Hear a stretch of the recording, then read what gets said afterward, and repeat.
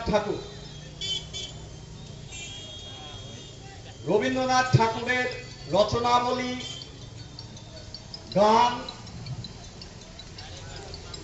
যেভাবে আমাদের সামগ্রিকভাবে সারা পৃথিবীর বাংলাভাষী মানুষকে তার প্রাত্যহিক জীবন থেকে শুরু করে দেশের স্বাধীনতা আন্দোলন, সামাজিক আন্দোলন সমস্ত ক্ষেত্রে প্রাণিত করেছে, বোধ করি সারা বিশ্বে তার তুলনা মেলা ভার। আমাদের গর্ব যে আমাদের কবির লেখা গান দুটি রাষ্ট্রের জাতীয় সঙ্গীত বলে নির্বাচিত হয়েছে, কিন্তু তার সঙ্গে আমাদের দুঃখ, দুর্ভাগ্য যে তার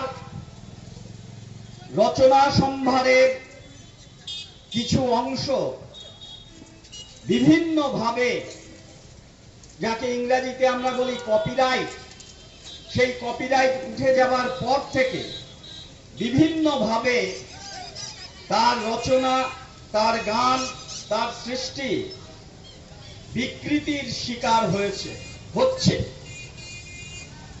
সেই সমস্ত বিকৃতি আমাদেরকে ব্যথাতুর করে, কিন্তু দুর্ভাগ্যজনকভাবে রাষ্ট্রশক্তির পক্ষ থেকে কবিগুরুর রচনা, কবিগুরুর গান বিকৃতি হাজির হয়েছে আমাদের সামনে। স্বাভাবিকভাবে আমরা যারা বাঙালির ইতিহাস নিয়ে, বাঙালির সংস্কৃতি নিয়ে গর্ব অনুভব করি, স্বাভাবিকভাবেই আমরা পশ্চিমবঙ্গ গণতান্ত্রিক লেখক শিল্পী সংঘের পক্ষ থেকে এই অপচেষ্টাকে ধিক্কার জানাই, প্রতিবাদ জানাই।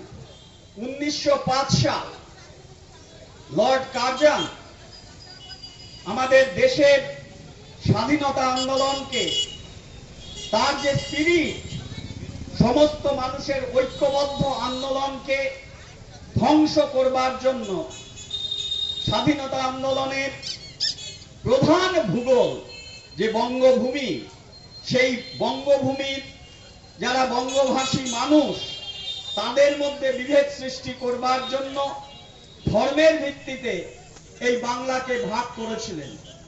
স্বাভাবিকভাবেই কবিগুরু তার প্রতিবাদ জানিয়েছিলেন, এবং আমরা জানি আমাদের দেশে, আমাদের রাজ্যে, এই বাংলা ভূমিতে রাখি উৎসব পালন করেছিলেন, এবং জাতি, ধর্ম, বর্ণ নির্বিশেষে সবাইকে রাখি পরিয়ে দিয়ে কার্জনের যে বঙ্গভঙ্গ চক্রান্ত, তার বিরোধিতা করেছিলেন, নিজে রাস্তায় নেমেছিলেন, এবং রাখি সঙ্গীত হিসাবে আমাদের প্রাণের সঙ্গীত রচনা করেছিলেন। বাংলার মাটি, বাংলার জল, বাংলার বায়ু, বাংলার ফল, পূর্ণ হোক হে ভগবান।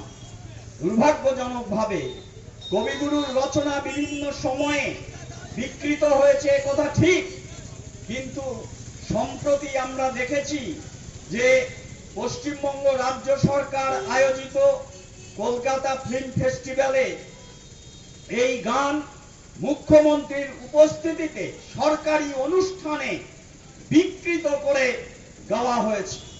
ফলে আমরা তার প্রতিবাদ জানাই, ধিক্কার জানাই। আমরা দেখেছি সম্প্রতি ভারতবর্ষের বিশিষ্ট সুরকার A.R. রহমান আমাদের প্রাণের আর এক শিল্পী কাজী নজরুল ইসলামের বিখ্যাত গান তারও বিকৃতি করেছে, তারও সুরও বিকৃত করেছে। স্বাভাবিকভাবেই আমরা তার প্রতিবাদ জানিয়েছি।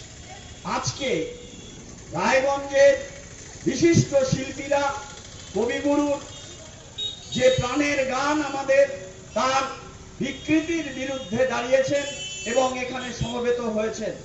এই প্রতিবাদ সভায়, সাংস্কৃতিক প্রতিবাদ সভায় প্রথমে উদ্বোধনী সঙ্গীত পরিবেশন করবেন শ্রীমতী নীলিমা বর্মন এবং তার ছাত্রছাত্রীরা। আর তাদের